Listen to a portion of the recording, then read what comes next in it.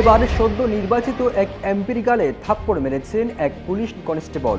বলা হচ্ছে, গত ৩ বছর আগে সদ্য নির্বাচিত এই এমপি এক বিক্ষোভে নারীদের নিয়ে বিতর্কিত মন্তব্য করেছিলেন। এই কারণে তার উপর ক্ষুব্ধ ছিলেন এই পুলিশ কনস্টেবল। সে ক্ষোভের কারণে সদ্য নির্বাচিত এমপির গালে চড় মারেন তিনি। এমন ঘটনা ঘটেছে ভারতের লোকসভা নির্বাচনের পরে। জানা যায়, সদ্য নির্বাচিত এমপি কঙ্গনা দিল্লিতে যাওয়ার জন্য ভারতের চণ্ডীগড় এয়ারপোর্টে যান। সেখানে কঙ্গনার গালে কষে থাপ্পড় মারেন নারী পুলিশ কনস্টেবল কুলবিন্দর। এই ঘটনায় কুলবিন্দরকে তাৎক্ষণিকভাবে সাময়িক বরখাস্ত করেছে কর্তৃপক্ষ। একই সাথে তাকে আটক করা হয়েছে।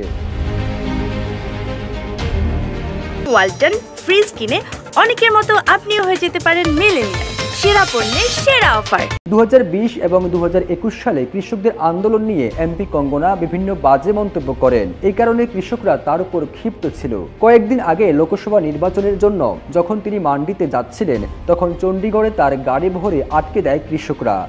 এই ঘটনায় ক্ষুব্ধ হয়ে এই এমপিকে থাপ্পড় দেন পুলিশের এই নারী কনস্টেবল। সদ্য নির্বাচিত এমপিকে থাপ্পড় মারার ঘটনার একটি ভিডিও সামাজিক যোগাযোগ মাধ্যমে ছড়িয়ে পড়ে। ভিডিওতে দেখা যায়, নিরাপত্তা বাহিনীর সদস্যরা সদ্য নির্বাচিত ওই এমপিকে দ্রুত সরিয়ে নিচ্ছেন। একই সাথে কনস্টেবল কুলবিন্দরকে বলতে শোনা যায়, তার মাও ওই সময়ের বিক্ষোভকারীদের মধ্যে একজন ছিলেন।